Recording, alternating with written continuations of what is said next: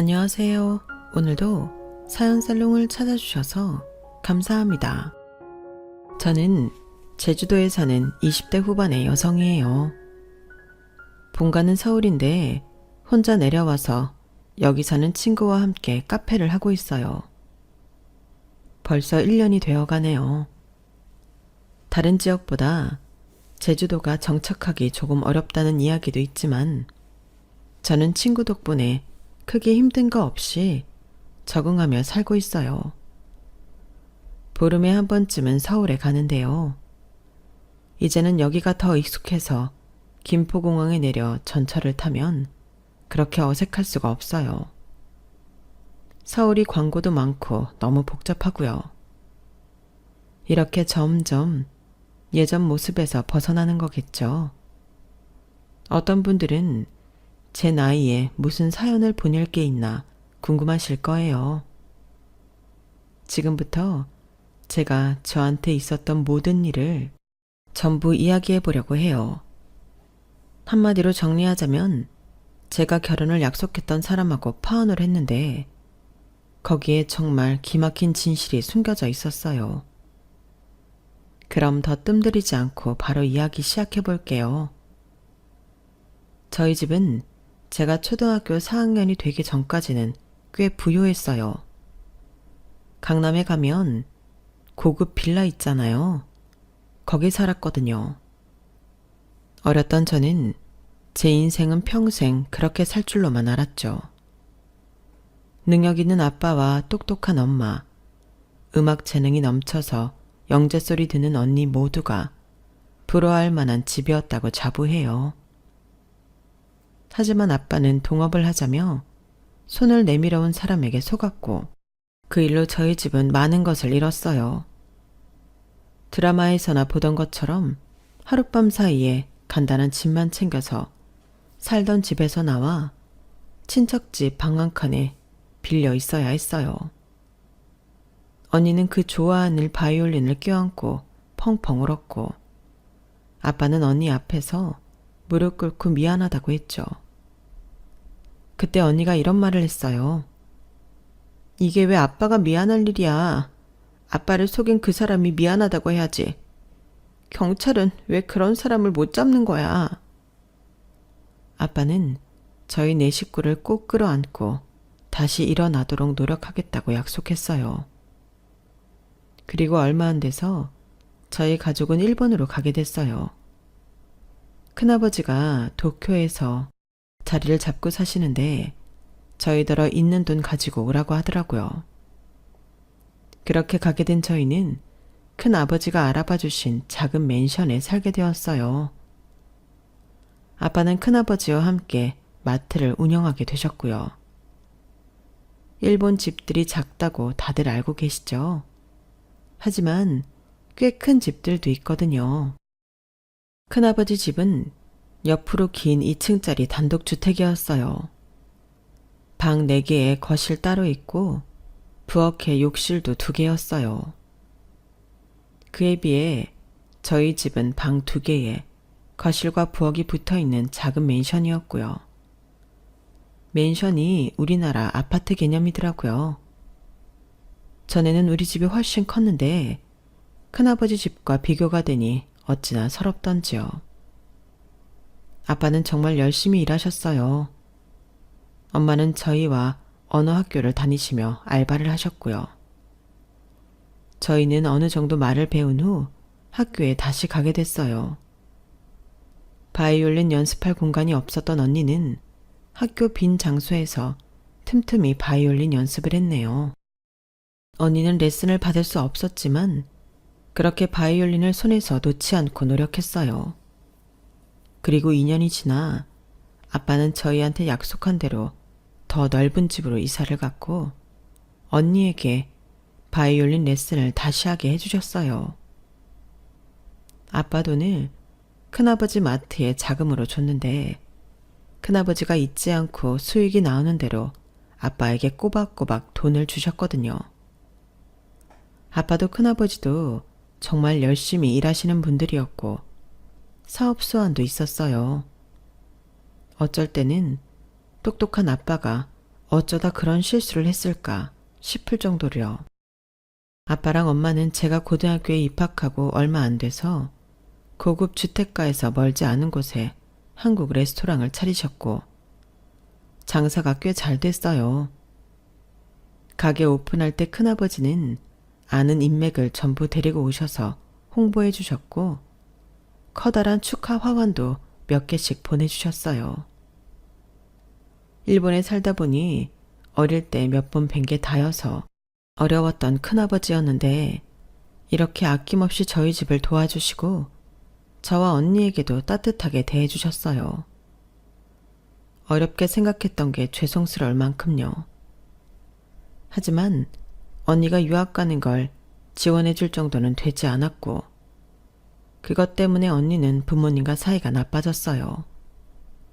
부모님은 동업하려던 사람에게 사기를 당한 것 뿐인데도 그 일로 피해를 입은 사람들에게 돈을 갚고 있었어요. 왜 우리가 그 돈을 갚아? 우리 잘못 아니잖아. 엄마 아빠 바보야? 우리도 고생해봐서 알잖아. 그런데 어떻게 모른 척 하겠어. 한두 푼도 아닌데. 조금이라도 갚아야지. 그러니까 한두 푼도 아닌 그 돈을 우리 잘못도 아닌데 엄마 아빠 착한 척 하느라고 나만 피해봐야 돼? 엄마 아빠는 남 걱정만 하고 나는 어떻게 되든 상관없어? 언니는 그때 미국 음대에 합격했어요. 입학금과 1년 등록금은 장학금을 받게 됐지만 생활비나 방을 빌릴 돈이 없었기 때문에 부모님과 상의를 했어요. 하지만 부모님은 여유가 없다고 했어요. 미안하다면서요. 저는 언니와 부모님 사이가 멀어지는 걸 그저 지켜볼 수밖에 없었어요. 저에게 아무 힘도 없는 게 너무 속상했죠. 아무튼 언니는 일단 도쿄에 있는 대학을 가게 됐고 집을 떠나 학교 근처에서 자취를 하기로 했어요. 그리고 저는 그로부터 2년 후 고3이 되었고 고민 끝에 한국에 있는 대학으로 오기로 했어요.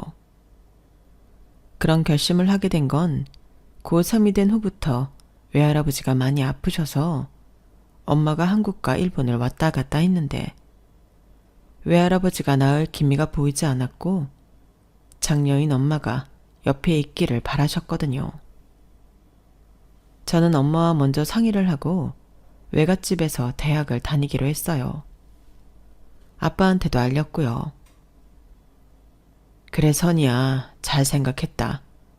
아빠도 언젠가는 한국에 다시 돌아가고 싶었거든. 너랑 엄마가 거기서 먼저 있으면서 아빠가 갈 날을 기다려주면 좋겠다. 아빠는 저와 엄마의 결정에 찬성했고 언니도 잘해보라고 했어요. 언니는 엄마 아빠가 화해를 했고 아빠는 언니가 미국으로 대학원 갈 준비를 하라고 했어요. 아빠는 그동안 언니 유학 자금을 모으고 있었던 거였어요. 그걸 안 언니는 울음을 터뜨리며 그동안 자기가 잘못했다고 했고 아빠도 미안하다고 했어요. 이렇게 가족이 마음 아프고 흩어져 살아야 하는 게 다 돈 때문이라는 사실이 저는 너무 속상했고 화도 났어요. 저는 경영학과에 들어가 돈을 벌고 운영하는 것에 대한 공부를 하기로 결심했어요. 뭐든 열심히 해서 성공을 하고 싶다는 생각이었고 그러려면 경영학과 공부를 해야 될 것 같았거든요. 저는 제가 좋아하는 빵 만드는 취미도 다 포기하고 공부에 매달렸고 재외국민 입학 전형으로 서울에 있는 좋은 대학에 입학하게 됐어요. 저희 합격에 온 집안이 다 기뻐했어요. 일본에 계신 아빠도 미국에 간 언니도요. 저는 아빠와 통화를 하며 이렇게 말했어요. 아빠, 내가 꼭 아빠 힘이 될게. 조금만 기다려. 오냐 우리 딸, 이제 다 컸구나. 아빠 잘못으로 마음고생도 많이 했는데 이렇게 훌륭하게 컸어. 아빠는 더 바랄 게 없어. 무슨 소리야 그게. 왜 아빠 잘못이야. 속인 사람 잘못이지. 그런 말 하지 마. 저는 한국에 와서 정말 열심히 공부하고 알바도 했어요. 일본어를 배우고 싶어하는 직장인들을 대상으로 과외도 했고요. 괜한 데에 돈 쓰지 않고 차곡차곡 모아두었죠. 학교 성적도 괜찮았어요. 장학금도 몇 번 받았고요. 4학년 때까지는 정말 치열하게 살았네요. 제 인생에서 가장 열심히 산 시기인 것 같아요. 저 혼자서요. 저는 대학교 4학년 때 대기업 취직에 성공했어요. 제가 한 번에 쉽게 취직한 것 같아 보이겠지만 그렇지는 않고요. 15군데쯤 나와서 그 중에 4군데 면접을 받고 그중 한 곳 붙은 거였어요. 저는 주저하지 않고 들어가기로 했어요. 의리와 여성 자파를 위주로 하면서 건축과 수입도 하는 기업이었어요. 목표로 했던 것은 아니었지만 원하는 데에 가겠다고 다시 1년 가까이 시간을 보내는 게 낭비 같았거든요. 저는 그동안 제가 모은 돈을 절반씩 엄마와 아빠한테 주려고 했어요. 하지만 2분 다 받지 않았어요. 마침 한국에 들어오셨던 아빠는 절대 안 받는다고 하시더라고요. 너 분명히 필요할 때가 있을 거야. 그러니까 넣어둬. 그래 선이야. 엄마 아빠 비상금 다 있고 우리 예전처럼 그렇게 어렵지 않아. 일본에 있는 가게도 잘 되고 있고 너 나중에 결혼할 때 써. 결혼은 무슨, 나 그럴 생각 없어. 아니 그게 무슨 소리야? 왜 결혼을 안 해? 요즘 다 그래. 결혼하겠다는 애들 별로 없어. 제 말에 엄마 아빠는 한숨을 쉬었지만 당시에는 정말 그랬어요. 그냥 내 인생 열심히 살면 되는데 뭐 다른 남자를 만나나 싶었거든요. 그런데 마음에 드는 사람이 나타나니까 저절로 생각이 바뀌더라고요. 저는 친구처럼 지낼 수 있는 성격 좋은 사람을 원했어요. 그리고 저희 집 사정도 품을 수 있어야 했고요. 저희 부모님 지금 따로 사시는 것도 속상한데 그런 걸로 딴지를 거는 사람은 절대 용납이 안 됐거든요. 제가 대단한 학벌이나 경제적인 걸 요구하는 게 아니니까 별거 아니다 싶겠지만 이게 꼭 그렇지만도 않아요. 저도 대학 다니면서 남자친구 사귀어 봤는데 저희 집 사정에 대해서는 이해가 부족했어요. 나이가 어려서 그럴 수밖에 없기도 했죠. 아무튼 저는 몇 살이 되었건 저의 이런 상황들을 다 이해하고 받아줄 수 있는 사람을 원했어요. 그러던 중 동물보호협회 봉사를 하다가 전 남친을 만나게 됐어요. 이미 모든 게 끝난 사이기는 하지만 계속 전 남친이라고 하는 게 이야기 진행에 자연스럽지 않을 것 같아 그냥 남친이라고 할게요. 제가 동물을 무척 좋아하는데 자취집에서는 키울 수가 없었어요. 엄마도 외할아버지가 아프시니 동물을 보살필 여력이 없으셨고요. 어릴 적 집이 그렇게 되기 전에 강아지를 키웠는데 일본을 가게 되면서 어쩔 수 없이 다른 데에 보내야 했거든요. 지방으로 가는 차 뒷좌석에서 순진한 눈망울로 계속 저를 바라보던 그 강아지의 모습이 계속 잊혀지지 않았어요. 그래서 유기동물 보호소 봉사를 시작하게 됐죠. 남친은 제가 갈 때 3번 마주쳤고 마지막에 같이 밥을 먹으며 친해지게 되었네요. IT 기업에 다니는 그 사람은 마음에 여유도 있어 보였고 부모님이 떨어져 있는 상황도 그럴 수 있다며 잘 받아주더라고요. 그렇게 해서 사귀게 되었고 1년 좀 안 돼서 결혼 이야기가 오가게 되었어요. 얼마 전까지 결혼 같은 건 생각할 수도 없다고 했던 저인데 말이에요. 정말 사람 일은 한 치 앞도 모른다는 게 맞는 것 같아요. 앞으로 제 얘기 들어보시면 더더욱 그렇다는 걸 느끼실 거고요. 결혼 이야기가 나오고 저는 바로 저희 집 경제 상황을 전부 오픈했어요. 그럼에도 괜찮다고 하는 사람이면 결혼할 거고 아니면 헤어질 생각이었거든요. 남친은 전부 이해한다는 거였어요.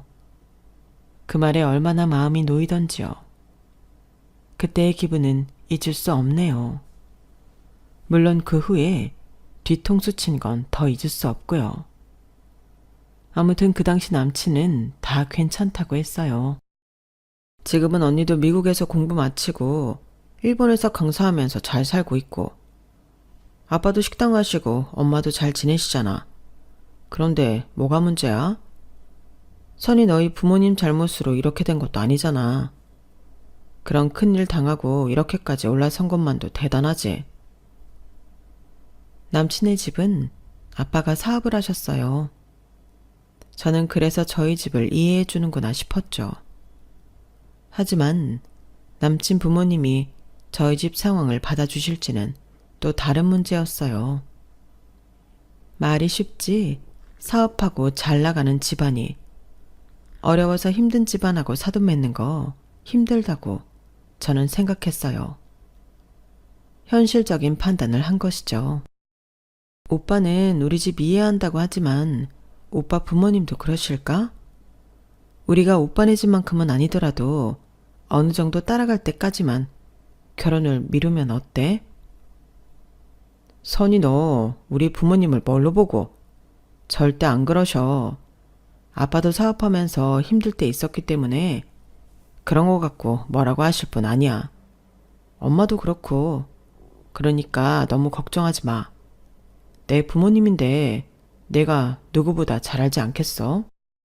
나는 안 그래도 힘든 시간 보내신 우리 부모님 그리고 우리 언니 가정 문제 때문에 남들한테 상처받는 거 정말 싫거든. 네가 긴장할까봐 말 안 했던 게 있는데 사실 우리 부모님 니네 집안 상황 아셔. 내가 얘기했어. 근데 괜찮다고 하셨어. 아까 내가 말했듯이 지금은 일본에서 레스토랑 하며 자리 잡았고 너도 이렇게 번듯한 직장 다니잖아. 그러니까 이제 그만 불안해하고 나랑 결혼하자.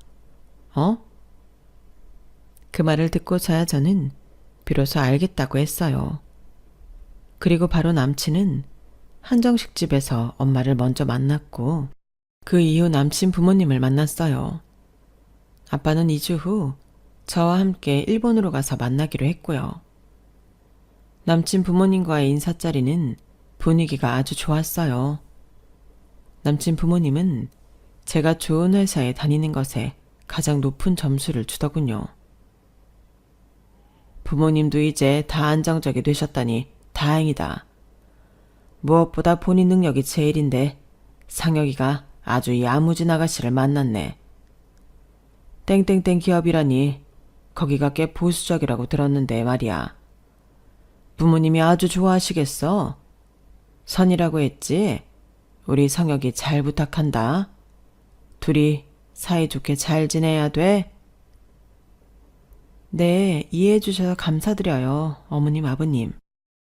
무슨 그런 말이 있냐. 나는 성혁이가 어디서 이상한 아가씨라도 만났을까봐 걱정했는데 이렇게 만나고 나니 아주 속이 다 시원하다. 이 녀석이 나를 닮아 여자 보는 눈이 있구나. 라며 저를 마음에 들어 했어요. 저 부족한 거 많아요. 부디 이해해 주시고 보살펴 주세요. 어머, 말도 이쁘게 하는 거 봐. 얘, 너 같은 애 드물어. 인물도 괜찮고 머리도 좋고 직장도 좋고. 그런데 모자라기는 뭐가 모자라. 부모님 때문에 그러는 거면 걱정하지 말고. 그렇죠, 여보? 물론이다. 나도 사업하는 사람이라 그런 어려움 얼마든 이해한다. 또 먹고 살 만큼 산다는데 우리한테 업힐 생각하실 것도 아니지 않냐? 마지막 말이 좀 걸리긴 했어도 그래도 이만큼 이해하는 게 어디냐 싶어.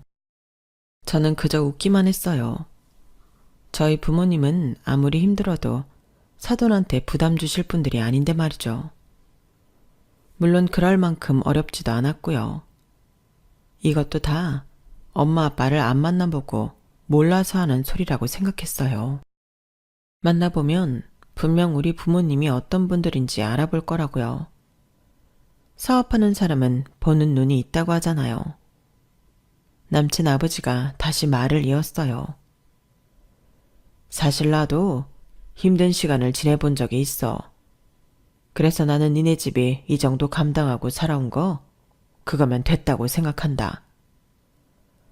아, 그래. 우리 진짜 힘들었어. 그때는 성혁이는 그 얘기하는 거 싫어하지만 우리도 그래서 니네 마음 잘 안다는 뜻에서 이야기한다. 너 이렇게 야무진데 니네 부모님이라고 안 그러시겠어? 절대 우리 집에 손 안 벌릴 거라 생각한다.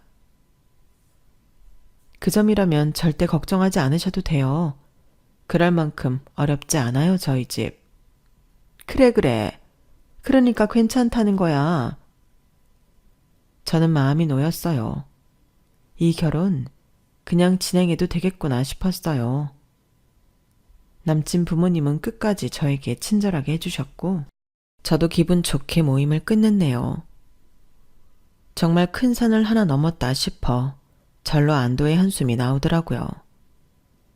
앞으로 혼수 준비에 신혼집 마련에 해야 할 일이 까마득했지만 첫 번째 문제를 아주 잘 푼 것 같았어요. 남친은 2주 후 일본 갈 일을 걱정하더라고요. 넌 이렇게 우리 부모님이 마음에 들어하는데 장인어른이 나 안 좋아하면 어떡하냐? 엄마, 이미 아빠한테 전화했어. 오빠 괜찮은 사람이라고. 그럼 걱정하지 마. 솔직히 내가 너보다 대학도 안 좋은데 별 볼 일 없다고 생각하면 어떡하냐? 오빠도 벤처기업 IT 회사 잘 다니고 있고 나중에는 아버지 사업할 거라며. 근데 뭐가 별 볼 일 없어? 괜찮아. 그래도 긴장되네, 선이야. 장인어른 뭐 좋아하시니? 뭐 우리나라 소주 이런 거 좋아하시려나? 전통주? 이렇게 걱정하며 선물을 준비하는 남친이 저는 참 고맙고 이뻐 보였어요. 남친은 선물로 비싼 전통주를 사서 붙이는 캐리어 안에 몇 번을 싸서 정성스럽게 담았어요. 이거 정말 괜찮을까? 아빠가 술을 즐기시지는 않는데 그래도 사윗감이 주신 거니 엄청 좋아하실걸? 내가 회사가 너보다 딸려서 뭐라고 하시지는 않겠지? 오빠랑 나는 분야가 다르잖아. 회사 규모로만 따질 건 아니지. 오빠네 부모님도 우리 집안 신경 안 쓰신 것처럼 우리 부모님도 그래. 아빠는 절대 학벌이나 집안 안 보셔. 부모님은 저와 언니가 어릴 때도 배경 보고 사람을 가리지 않으셨어요. 동업자한테 당하고 많은 일을 겪으시고 나서는 더더욱 그러셨고요. 다른 걸 다 떠나서 사람은 스스로 자존감이 높고 인성이 좋으면 된다고 하셨어요. 그러면 나머지는 저절로 따라온다고요. 부모님도 망한 후에도 절대 험한 말을 하신 적이 없고 서로에게 예의도 잘 지키셨어요. 부창부수라고 하죠. 엄마도 아빠도 똑같이 서로를 신뢰하고 저희한테도 나쁜 말을 하신 적이 없었어요. 그런 일을 겪었음에도 자기를 비하하거나 나쁘게 말하지도 않았고요. 그래서 저는 저희 부모님이라서가 아니라 진심으로 두 분을 존경해요. 그런 아빠와 남친이 만나는 자리이니 저는 꽤 설렜어요. 아빠랑 남친이 말이 잘 통하면 더 좋을 것 같았죠. 처음에는 그렇지 않더라도 그렇게 될 걸 기대했고요. 그렇게 저희는 비행기를 타고 일본의 도쿄로 향했어요. 그런데 하필 그때 도쿄에 지진이 나서 저희 집 수리하지 않은 곳이 망가져서 수리를 하는 중이라고 하시더라고요. 일본은 뉴스에 나지 않는 지진도 가끔 나거든요. 진도 2나 진도 3 지진 정도는 뉴스 확인해보고 그냥 일상처럼 지내는 수준이에요. 진도 4여도 크게 문제 생기는 곳은 얼마 없고요. 큰 지진을 많이 겪은 나라라 지진 강도가 세지면 가스부터 자동으로 다 차단이 돼요. 화재가 나는 걸 방지하려고요. 다 지진 때문에 당해본 경험에서 생긴 시스템이죠. 저희 도쿄집은 부엌 창문 있는 데가 망가져서 수도랑 가스를 다시 손봐야 된다고 하더라고요. 저희가 떠나기 전 아빠는 전화를 걸어서 미안하다고 하셨어요. 어떡하냐.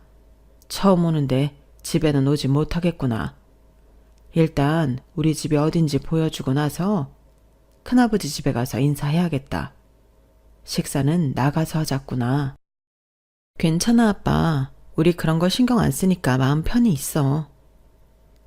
그렇게 도쿄에 도착해서 저희는 전철역에 마중 나온 아빠와 인사를 했어요. 안녕하십니까, 장인어른. 처음 뵙겠습니다. 김성혁이라고 합니다. 아주 씩씩해서 보기 좋구만. 그래, 나 선이 아빠야. 이렇게 먼 길 왔는데 집으로 초대하지 못해 미안하게 됐네. 아닙니다. 지진이 났다면서요? 아휴, 여기서 사는 거 좀 무섭겠어요, 아버님? 그렇지도 않아. 살다 보면 다 살아. 지진 대비도 잘 돼 있어서 아주 큰 지진만 아니면 괜찮고. 여기서 이럴 게 아니라 움직이자고. 우리 집이 어딘지 바깥에서 보고 그 다음에 큰 집으로 가지. 그렇게 저희는 아빠가 사는 집 앞에 왔어요. 아빠는 제가 한국 회사에 취직했을 때 집을 옮겨 방 하나에 거실과 부엌이 있는 작은 맨션에 살고 있었는데 좀 오래된 곳이었어요. 아무래도 방 하나짜리 2층 맨션이다 보니 건물도 작았고요. 저희 집을 수리하는 인부들이 왔다 갔다 하고 있더군요. 아빠는 그 사람들한테 잠깐 인사를 하느라 자리를 비웠어요. 그런데 남친은 표정이 싹 굳어서 아빠가 사는 집을 보더니 주변을 두리번거리더라고요. 한국 사람들 보기에 집도 장난감 같고 오래됐어도 다 지진 대책도 되어 있고 안은 깔끔했어요. 겉으로만 보면 남친처럼 반응할 수 있었죠. 한국 집들하고는 많이 달랐으니까요. 오빠, 이제 우리 큰 집에 갈 거야. 아빠 오시면 바로 갈 거니까. 왜 그래, 오빠?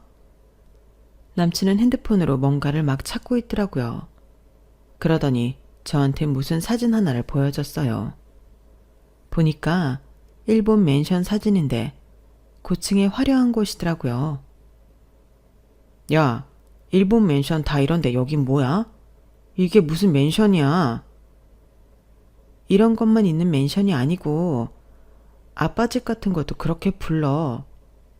오빠, 일본 집에 대해 잘 모르잖아. 지금이 어떤 시대야. 아무리 몰라도 일본 드라마나 영화 다 보는데. 그런 것도 모를 줄 아냐? 이건 너무하잖아. 집도 너무 낡았고. 아니, 식당하고 다들 살만해졌다며. 이게 말이 돼? 이런 집을 소유도 아니고 월세라고? 어차피 한국 들어올 건데 뭐하러 사. 일본은 우리나라랑 좀 다르다고. 야, 됐어. 달라봤자 다 거기서 거기지. 너무 심하잖아. 오빠, 우리 집 어떻든 상관없다고 하지 않았어? 다 이해한다며. 갑자기 왜 이래? 이 정도라고는 생각도 못했다. 이렇게 좁은 데에서 산다고? 아무리 일본이라도 이건 아니지. 동네도 딱 보니까 잘 사는 데가 아니네. 이게 너네는 각자 먹고 산다는 거냐? 각자 먹고 살고 있어. 오빠한테 여러 번 얘기했고 오빠네 부모님도 다 이해해 주신다고 하셨잖아. 이런 실태를 알기 전이니까 그렇게 말했지. 역시 빚쟁이는 구제가 안 되네. 그냥 우리나라에서 노가다 뛰어도 이것보다는 낫겠다. 일본이 못 사는 나라도 아닌데 이게 말이 되냐? 식장 잘 되는 게 맞아? 너네 아버지 너 모르게 또 무슨 빚진 거 아니야? 지금 우리 아빠 의심하는 거야? 어떻게 그런 말을 해? 절대 아니야.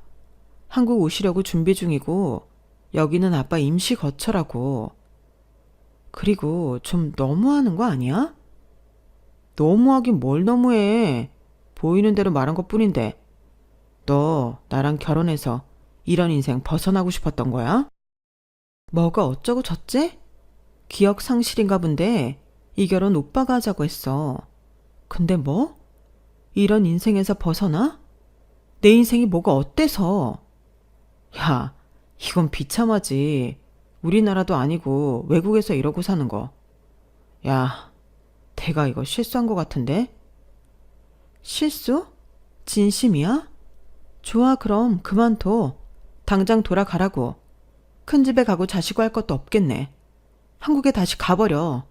내가 호텔비니 항공 변경비니 다 물 테니까 가버리라고.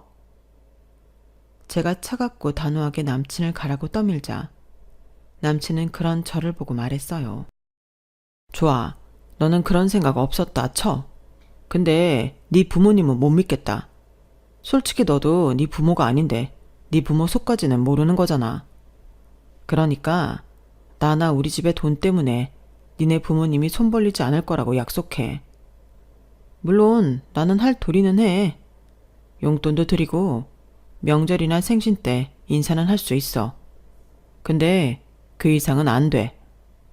니네 부모님이 우리 아버지 사업하는 거 내세워서 어디 돈 끌어들이고 곤란하게 만들면 안 되고. 말 같지도 않은 소리 그만하고 당장 가버려. 네가 뭔데 우리 부모님을 모욕해? 네가 우리 엄마 아빠에 대해서 뭘 안다고? 야, 너 네 눈앞에 보이는 것만 안 본다며? 사람을 잘 살고 못 살고로 구분 안 하는 거 아니었어? 나 우리 부모님보다 훌륭한 사람들 여지껏 본 적 없어. 니까짓 게 집 하나 보고 판단할 수 있는 분들이 아니라고. 너는 자기가 책임지지 않아도 되는 돈을 갚을 수 있어? 우리 부모님은 가장 큰 피해자이면서 다른 사람들 사정 살피신 분들이야. 그래서 언니하고 사이까지 나빠지신 적도 있어. 그 정도로 남에게 패는커녕 오히려 주신 분이야. 그래, 사람 속을 모른다는 건 맞는 말이네. 네가 이딴 놈인 줄은 몰랐으니까. 이런 위선자의 쓰레기 같은 놈일 줄은 상상도 못했는데 이렇게 알게 돼서 다행이다. 결혼이고 뭐고 그냥 다 끝내. 야, 그 말은 내가 해야지. 어디서 적반하장이야. 사람을 이 먼 데까지 끌고 와서 황당하게 만든 건 너야. 지금 나한테 사정해도 봐줄까 말까인데 이게 뭔 웃기는 소리야. 그럼에도 나는 최대한 너그러운 마음으로 너랑 결혼해서 너를 이런 생활에서 빼주겠다고 생각하는데 뭐? 끝내? 주제를 너무 모르는 거 아니야? 누가 너 같은 애 집구석하고 사돈을 맺는다고 하겠냐? 와, 진짜 나한테 무릎 꿇고 사죄해도 모자랄 판에 아주 열등감에 자존심 세우느라 미쳐 나가는구나. 너 다시는 나한테 연락하지 마. 이 시간 이후 너는 차단이야. 나중에 네가 잘못했다고 매달려도 소용없어. 인간 하나 괜찮은 거 보고 다 봐주려고 했더니 이래서 없는 것들하고는 상종을 말았어야 됐는데 내가 잠깐 미쳤었던 거지. 아! 남친은 이렇게 저와 저희 부모를 모욕하는 말을 마구 퍼부어댔어요. 저한테 하는 건 괜찮았지만 저희 부모님을 비하하는 건 참을 수 없었어요. 저야말로 저런 인간과는 더는 같이 있을 필요를 못 느꼈고 거기에 화를 내고 대꾸하는 것도 에너지 낭비 같더라고요. 사람 마음이란 게 참 이상하죠. 좀 전까지는 정말 괜찮아 보였던 사람이 순식간에 쓰레기가 되어버리니 말이에요. 제 눈에 남친은 인간 말종이었어요. 저는 남친 등을 떠밀어 가버리라고 하고는 아빠를 기다렸어요. 아빠가 당황하실 것 같은데 어떻게 말을 해야 할지 그게 문제였죠. 아빠가 사실을 알면 너무 상처받으실 것 같아서 저는 결국 남친 회사에서 갑자기 연락이 왔는데 바로 들어가 보지 않으면 안 될 일이라 갔다고 얼버무렸어요. 아이고, 여기까지 힘들게 왔는데 그렇게 가버려서 어째? 비행기 타기 전 뭐 좀 먹었어? 요새 비행기에서 일본 오는 건 주는 것도 시원찮은데. 나는 괜찮으니까 마음 쓰지 말라고 잘 전해. 알았지? 어쨌거나 큰아버지가 니네 기다린다고 했는데 얼른 가보자.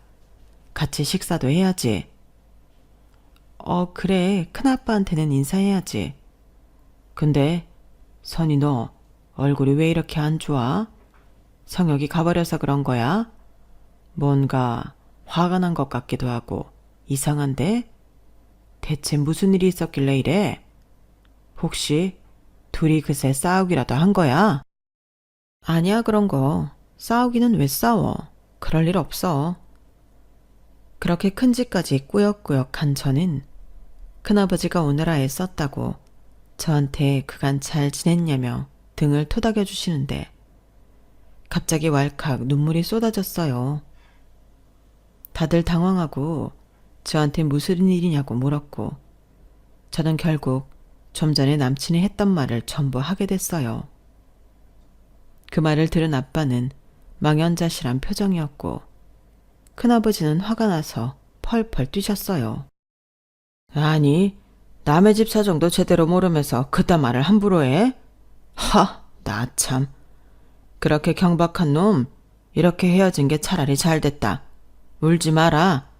그런 놈은 눈물도 아까워. 미안하구나, 선이야. 아빠 때문에 이렇게 돼서. 아니야, 그럴 거 없어. 내가 우는 건 내가 사람 보는 눈이 너무 없어서 그런 거지. 그딴 놈 아쉬울 거 전혀 없어. 너네 이대로 이거 넘어가지 마라. 나도 가만 못 두겠어. 어디 그놈 어떤 놈이냐. 면상이라도 보자. 저는 핸드폰에서 저와 남친이 같이 찍은 사진을 큰아버지한테 보여드렸어요. 근데 큰아버지가 저한테 핸드폰을 받으며 손가락으로 화면을 건드려서 사진이 다른 데로 넘어간 거였어요. 하필 남친과 남친 가족 사진이었어요. 전에 제가 인사 갔을 때 찍은 사진이었어요. 근데 큰아버지가 남친 가족 사진을 빤히 보는 거였어요. 그러더니 아빠한테 핸드폰을 넘겨줬어요. 야, 이거 봐라. 이 사람들 낯이 익지 않냐? 이 사람들 그 자식 동생네잖아. 그렇지, 맞지? 그놈 가족 맞지? 그놈이라뇨? 그놈이 누구? 혹시 아빠 속인 그 사람? 세상에 어떻게 이런 일이 있는지 남친의 아버지는 바로 저희 아빠를 속이고 돈을 들고 달아난 사람의 동생이었어요. 그 집 가족들과도 다 알고 지냈던 아빠는 똑똑히 기억하고 있었어요. 어떻게 이런 우연이 있을 수가 있죠? 아니, 이건 우연이라기보다 그동안 우리 가족을 고생시킨 놈들이 자기 발로 저희 앞에 나타난 거니까요. 이 여자, 그놈 재수씨 분명해. 내가 이 사람들을 어떻게 잊겠어? 아빠, 정말이야? 이 사람들이 그 사기꾼 동생 가족 맞아? 드디어 저희는 그 사기꾼을 찾을 실마리를 얻게 된 셈이었어요. 결국 저는 아빠와 큰아버지 아짜고서 남친한테 다시 연락을 했어요. 내가 가서 다 잘 설명하고 싶다고 부모님을 만나게 해달라고요. 남친은 온갖 비난하는 말을 퍼붓더니 어쩔 수 없다는 듯 와서 해볼 말 있으면 해보라며 날짜와 시간을 정해주더군요. 그렇게 저희는 남친 집으로 갔고 아빠와 엄마 그리고 큰아버지는 숨어 있다가 문이 열리고 바로 같이 들어갔어요. 현관문이 열리자 팔짱을 끼고 저를 경멸의 눈초리로 바라보던 남친 어머니와 남친은 뒤에 우르르 저희 식구들이 들어오자 깜짝 놀랐어요. 너 해숙이 맞구나. 나 기억하지. 네 형님네하고 우리 자주 만났었잖아. 그러자 남친 엄마는 귀신이라도 본 듯 얼굴이 새파랗게 질리더니 그 자리에서 주저앉아 버렸어요. 어머 세상에, 이게 누구야? 대체 이게 어떻게 된 거야? 어떻게 된 건지 아줌마가 더 잘 아실 텐데요. 그리고 저는 남친을 보며 당당하게 말했어요. 야, 김성혁, 가서 니네 아빠 나오라고 해. 나와서 네 큰아버지 어디 있는지 당장 말하라고 해. 이렇게 소란스러운 가운데 남친은 영문을 몰라 버벅댔고 드디어 남친 아버지가 나왔어요. 허참, 이게 다 무슨 짓들이야. 얼른 얘기 끝내고 돌려보내지. 근데 이 사람들은 다 뭐야? 당신? 그래, 내가 기억은 나냐? 나다, 네 형한테 속은 사람. 몰라요. 당장 나가. 아니면 경찰 불러서 무단 침입죄로 고소할 거니까. 성혁아, 얼른 경찰에 신고해라. 네, 아버지. 그러자 큰아버지가 나서서 말씀하셨어요. 그래, 잘됐다. 얼른 신고해. 우리 경찰서 가서 제대로 얘기해보자고. 파출소 이런 데 가지 말고 서로 가자고. 거기 가서 우리 무단 침입죄로 신고해. 그럼 나는 니네 사기꾼 숨겨준 죄로 신고할 거니까. 그러자 남친 아버지는 설설 기기 시작했어요. 이러지 말고 말로 해요, 형님. 네? 이제 와서 말로 해? 나랑 내 딸을 그렇게 모욕하고서 뭐가 어쩌고 저째? 그래, 나도 기억나. 그때 그놈이 자기 동생 사업하는데 돈 때문에 무지 곤란하다고, 자기도 힘들다고 그러고 나한테 사기치고 돈 들고 사라졌거든. 너 이러고 사는 거 다 내 돈으로 사는 거 맞지? 그렇지? 아빠 말에 남친 아버지와 어머니는 저희를 제대로 쳐다보지도 못하더라고요. 큰아버지는 정말로 지구대에 신고를 해서 저희 모두 다 경찰서로 데려가 달라고 했어요. 결국 신고받은 경찰이 나와서 저희를 다 경찰서로 데려갔는데 그 과정에서 남친은 완전 당황해서 정신이 나가 아무 말도 못했고 남친 부모님은 어떻게든 경찰서에 안 가려고 발버둥 치더라고요. 아니, 내가 먼저 신고 얘기 꺼낸 건 맞지만 이렇게 경찰서까지 갈 일이 아니라니까요. 아니요, 맞습니다. 저놈 가족이 15년 전에 제 돈을 들고 튀었어요. 거액을요. 저는 그래서 회사 문 닫았고요. 그런데 저놈이 장희 형 있는 곳을 말 안 하지 않겠어요? 이거 범인 은닉죄니까 얼른 저희 얘기 다 듣고 고소 진행해 주세요. 경찰은 안 가려고 발버둥 치는 남친 부모님을 겨우 순찰차에 태웠고 저희도 다른 순찰차에 타고 경찰서로 향했어요. 큰아버지는 다른 차를 타고 오셨고요. 그렇게 경찰서에 가서 형사 앞에 앉으니 남친 부모님은 변호사를 부르겠다고 했죠. 그러자 큰아버지는 어디 불러보라며 그런다고 달라질 거 없다고 너네 법적 처벌 받게 하겠다고 했어요. 그러자 남친이 자기 부모님을 달래더라고요. 엄마, 아빠, 진짜 이렇게 벌 받을 거야? 그냥 큰아버지 일본에 있다고 말해. 그 말에 저희 큰아버지가 화색이 돌더라고요. 오라, 니놈 큰아버지도 일본에 사는구나. 어디 잘 됐다. 내가 도쿄에서 잔뼈 굵고 살아서 웬만하면 다 아는데 그놈 어딨냐? 도쿄에는 없는 게 확실한데. 남친 부모님은 남친을 보며 그런 말을 왜 하냐며 어쩔 줄 모르더라고요. 보니까 남친은 의리고 뭐고 없이 자기만 편하고 손해 안 보면 되는 아주 이기주의더라고요. 저희가 일본에 식당이 있다니까 그걸 나중에 어떻게 해볼 심산으로 저랑도 결혼하려고 했던 거고요. 남친 아버지는 자기 형이 구마모토에 있다고 실토해버렸어요. 골프장 운영하면서 맨날 놀러다니고 아주 속 편하게 삽니다.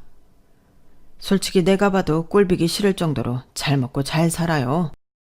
보니까 남친 큰아버지는 저희한테 사기를 치고 얼마 안 있어 일본으로 가서 공소시효가 거의 적용되지 않더라고요. 들어오면 무조건 벌을 받는다는 거죠. 저희 큰아버지가 남친 가족들 앞에 서서 말씀하셨어요. 네 형한테 안 들어오면 각오하라고 해. 니네 요새 얼마나 무서운 세상인 줄 알지? 내가 한인 커뮤니티에 전부 다 퍼뜨릴 거다. 들어와서 벌 받지 않은 이상 절대 발 못 붙이고 살게 만들 거야. 저도 가만 안 있어요. 제가 SNS에 다 퍼뜨려서 아줌마 아저씨 아들까지 회사 못 다녔으면 좋겠어요? 야, 거기에 내가 왜 들어가? 나 끌어들이지 마. 야, 너 우리 아빠 돈 아니었으면 네가 이렇게 살았을 것 같아? 네가 혐오에 맞지 않는 낮고 허름한 집에서 어렵게 살았을 거야. 그게 너였을 거라고. 결국 남친 아버지는 자기 형이 어디 있는지 실토했고 저희는 정식 절차를 밟아서 남친 큰아버지가 들어오도록 만들었어요. 그렇게 했더니 세상에 어디서들 알고 왔는지 10명도 넘는 사람이 단체로 와서 남친 큰아버지한테 돈 내놓으라고 하더군요. 저희 아빠한테만 사기친 게 아니었던 거였어요. 남친네 가족이야 그 돈을 갚을 법적인 의무는 없긴 했지만 사회적으로 매장을 당했네요. 제가 SNS에 폭로한 게 아니라 다른 사람이 남친 회사 커뮤니티에 이 일을 전부 다 올렸거든요. 그러니 남친 부모님이 뭘 하는지까지 알려줬고 남의 돈으로 사업해서 자기들만 떵떵거리고 산다는 걸 알게 된 거죠. 워낙 이런 일들이 많으니 사회적으로 금방 묻힌다고 해도 그들 주변에서는 다 알게 돼서 인간관계도 끊기고 여러 가지로 곤란해지게 된 거였어요. 남친 큰아버지는 공소시효도 정지되어 있어서 재산도 몰수당했고 결과적으로 그 피해가 남친 집에까지 미치게 되었어요. 그제야 남친은 저에게 달려와서 잘못했다고 빌더라고요. 선이야, 내가 그때 너무 경솔했어. 정말 미안해. 내 잘못이야. 아니, 너 잘했어. 네가 그러지 않았으면 우리가 어떻게 사기꾼을 잡았겠니? 너 아주 잘했어. 그리고 네 본성도 알게 돼서 진짜 너무 다행이고 네가 잘못한 거 당연한 거고 우리 아빠한테 무릎 꿇고 싹싹 빌어. 그러지 않으면 나 너 회사도 못 다니게 만들 거야. 나 안 그래도 지금 회사 못 가고 있어. 하도 사람들이 수군거리고 따돌려서 지금 휴직 상태라고.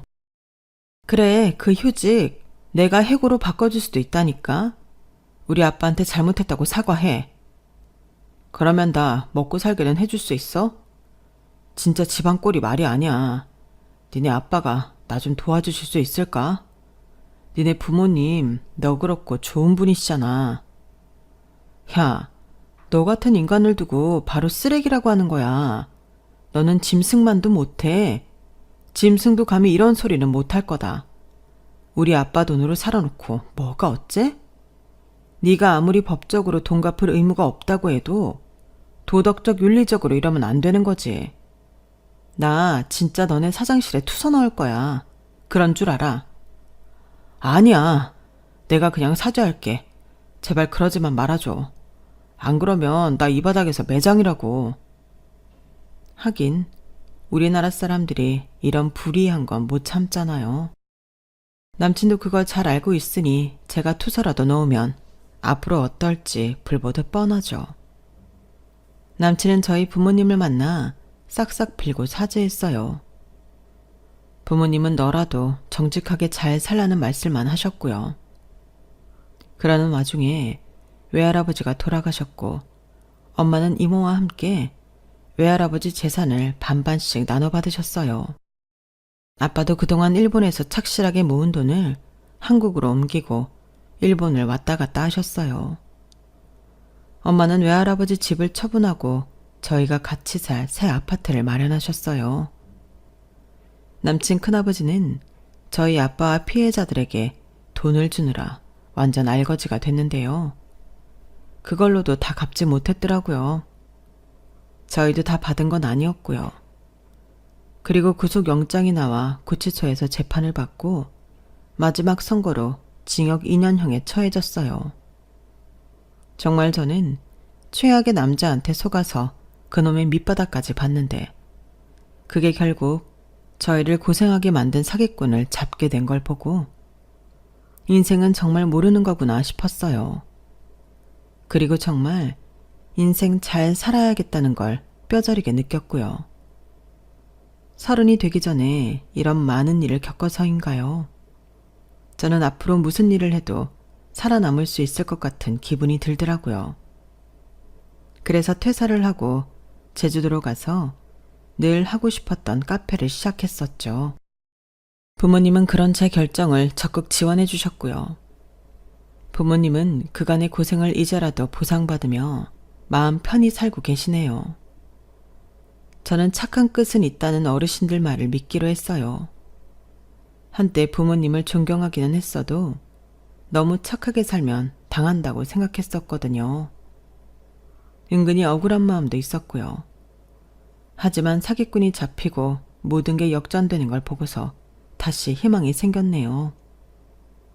그래서 부모님처럼 저도 더 정직하게 성실하게 살려고 해요.